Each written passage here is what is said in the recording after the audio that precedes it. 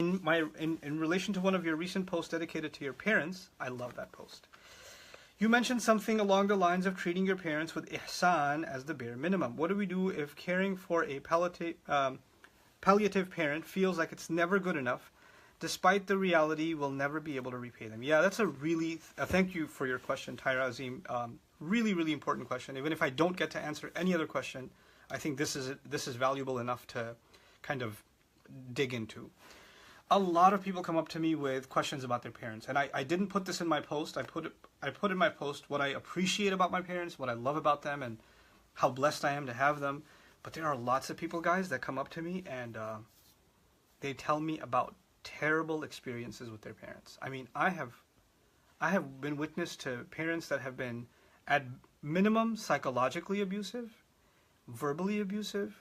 I've heard about parents that are physically abusive, sexually abusive. I've seen all kinds of things, and it's hard to even hear sometimes that parents can do that. And first, if I was to, I'm afraid to write something like that that would put a sour taste in everybody's mouth as they read it. But I do want to say, for parents like that are abusive, you should be ashamed of yourselves.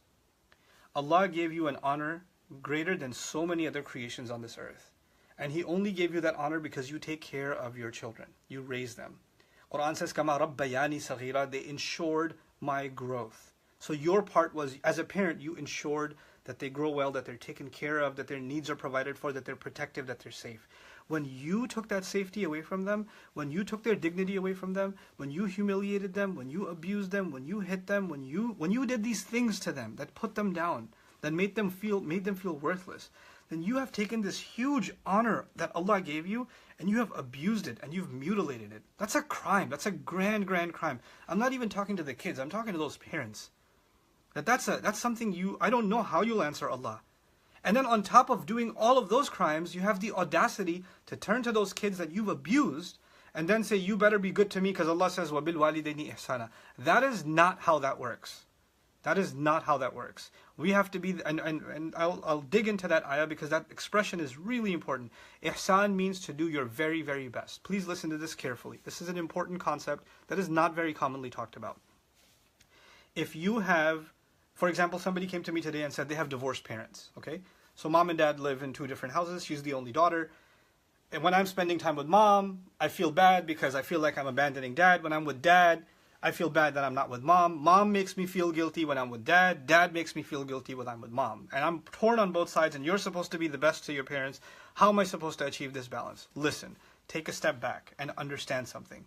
The word ihsan means the very best that you can do. The very best that you can do. In that situation, when you identify, Dad, these are the times that I'm going to spend with you. And that's the best I can do. Mom, here's the time that I can give you because I have work, I have school, I have these other responsibilities. Here's what I can give you. This is the best that I can do. Even after that, when they're giving you guilt trips and making you feel like you're worthless and all that, if you can turn to Allah and say, this is the best that I can do, Ya Allah, and you know that that's the best that I can do, then that's fine.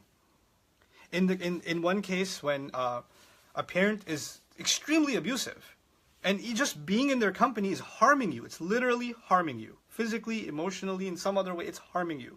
Then being away from them and keeping a safe distance from them is the best that you can do.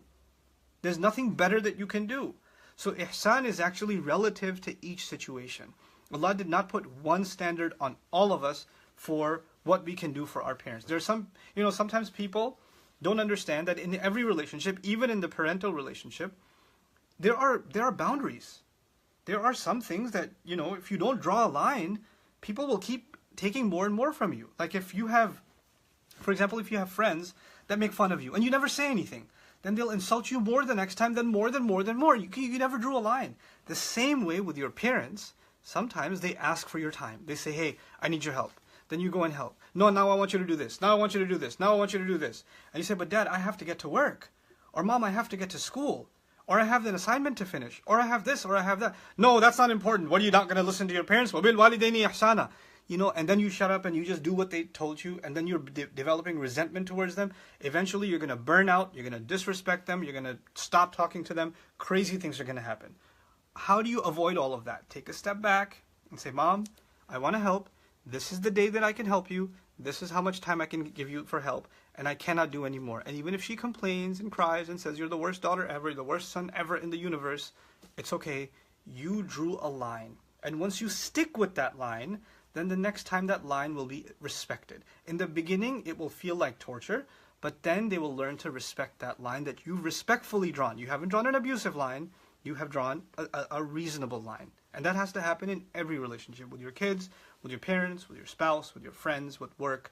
Any relationship, it's important to draw boundaries and respectfully draw those boundaries. But by the way, once you draw a line and you say, hey, Mom, I want to help, but I don't like when you say these things. They're very hurtful. Don't say them. And if you say them, then I'm going to leave.